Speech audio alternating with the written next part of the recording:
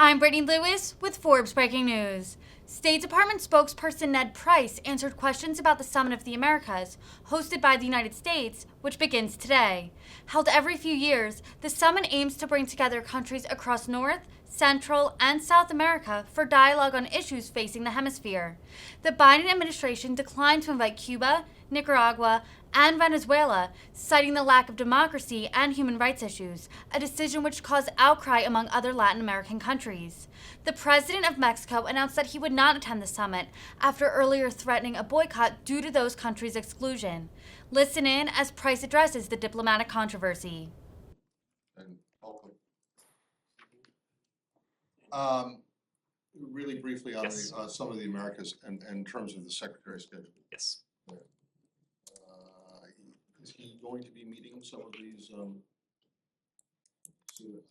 society members from Cuba, Nicaragua, and Venezuela? He has a full schedule. We released a statement this morning indicating some of the elements that he will take part in addition to the fact that he will be accompanying President Biden to many of his bilateral engagements and engagements with government leaders. The Secretary will indeed be taking part in engagements with civil society.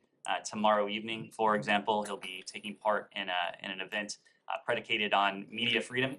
This falls within the bucket of democratic governance and civil society with the region. There will be other opportunities for him to meet not only with civil society stakeholders, but stakeholders from the private sector in addition to his engagement with government counterparts. And then related to this, how disappointing is it, how much of a blow is it to the summit itself, to the administration's hemispheric diplomatic efforts that the Mexican president is not going to be there? I mean, Mexico is arguably, well, not arguably, it is the only the only country that borders the U.S. directly, other than Canada. So, how disappointed are you that he won't be there, and what does that mean for the chances of success or failure of any kind of initiative coming out of the hemispheric initiative coming out of it? Well, as we said, this is a summit that will bring together thousands of individuals, both government officials and private citizens, as well as representatives of the private sector from across the hemisphere. Of course, Mexico is an important hemispheric player. We are very gratified that the Secretary's counterpart, Foreign Secretary Ebrard, will be in attendance. We will have a number of opportunities to engage with our Mexican counterparts in the context of the summit this week, and we look forward to those engagements. Right, but it's a summit, and Ebrard, as wonderful as he is as Foreign Secretary, I'm sure, at least I guess he is not the head of state. So isn't it a disappointment? Well, having that the leader of Mexico is not going to be there? We have certainly heard from President Lopez Obrador today. We understand his position on this. As I said before, we look forward to engaging with Foreign Secretary Ebrard. The fact is that Mexico is an important partner across a range of issues. You mentioned one of them, migration. There are a number of other issues, from COVID to sustainable, equitable, inclusive economic recovery, to the climate crisis we're confronting, in addition to the issue of regional and hemispheric migration. We will have an opportunity to meet with Foreign Secretary Ebrard and to speak with him in the context of the summit. But Mexico, we are gratified to have a relationship with Mexico that is broad and deep, meaning that we have had and we will continue to have a number of occasions to engage with our Mexican neighbors, not only at this summit, but in future engagements in the days and weeks ahead. Mara. Just not to beat a dead horse on that, but AMLO basically said, quote, "There can't be a summit of Americas if not all countries of the American continent are taking part." So what is your response to that? Well, as the host of the summit, we do have wide discretion in terms of invitations. We greatly value the diversity of opinions that we've heard from our neighbors in the hemisphere about participation in the summit, what that should look like, what that should not look like. In recent weeks, senior officials, including Secretary Blinken, have been in constant contact, or near constant contact, I should say, with our counterparts throughout the hemisphere.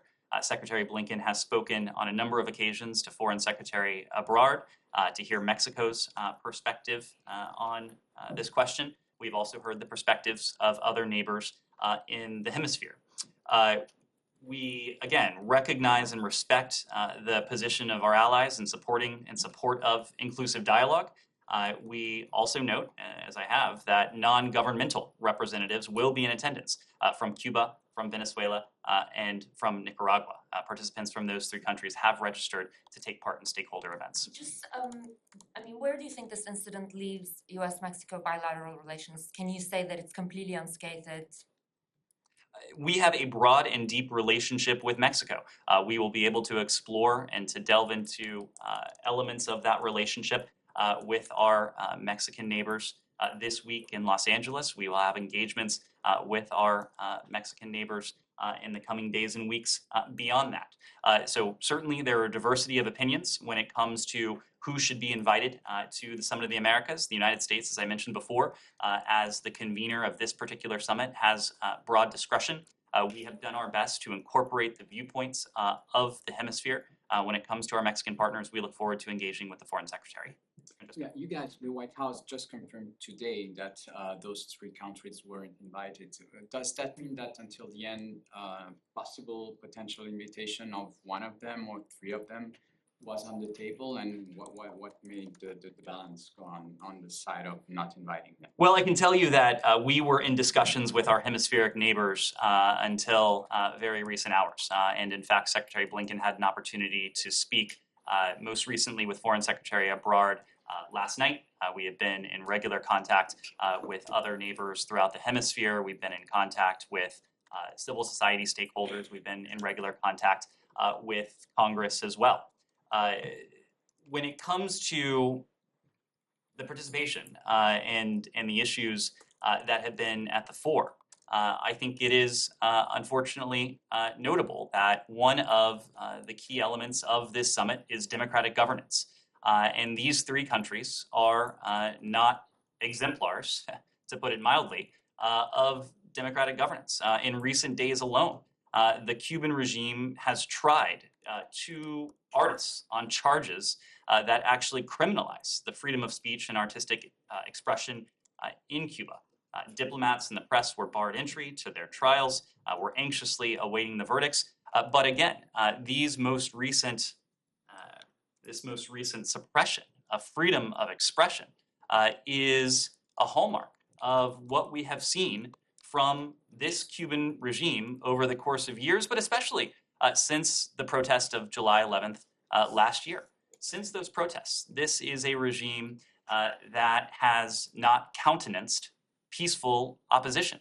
Of course, we've seen these two ongoing trials. We're awaiting the verdict in these cases, but these are not isolated incidents. We have seen this regime arrest, detain, hold without charge, hold incommunicado, individuals who were doing nothing but expressing the universal right that they have to assemble peacefully, to express their views, and views that did not happen to correspond with the views of the Cuban regime.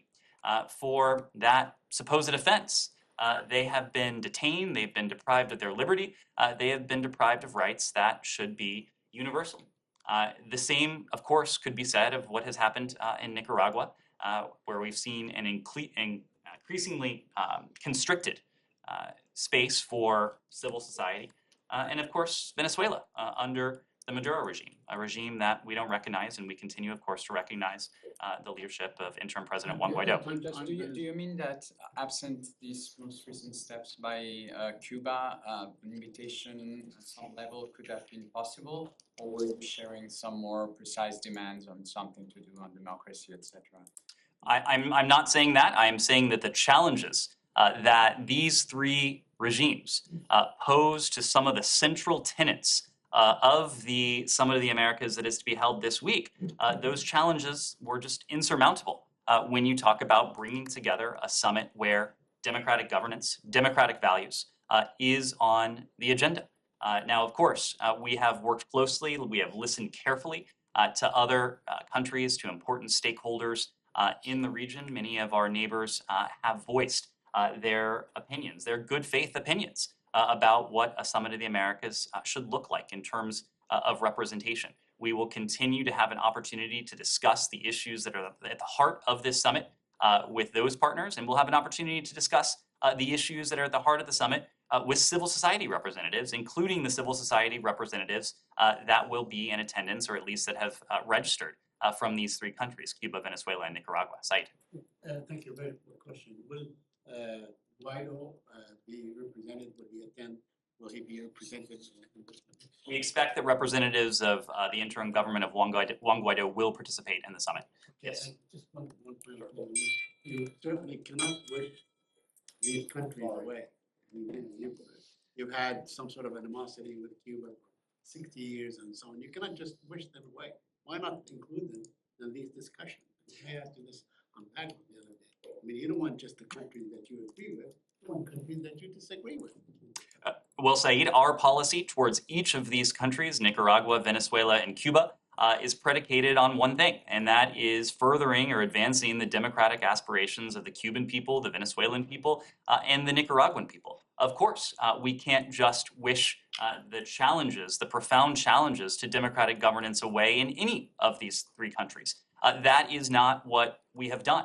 But as I said before, in recent weeks, in at least one of these cases, and in all three in one way or another, the challenge to democratic governance has only been underlined by the actions of these regimes. When it comes to our approach to all three countries, we have taken steps, including steps in recent weeks with at least a couple of these countries, that, at least in our estimation, seek to advance the democratic aspirations, the aspirations of these three people to live in a more freer, more open society. We have taken concrete steps. We will continue to do what we can to advance the cause of liberty, to advance the cause of democracy that these three peoples so desire. Kylie, We go to Russia unless. anything else on the summit? Sure. I'll take two quick summit questions. Sure. Yeah.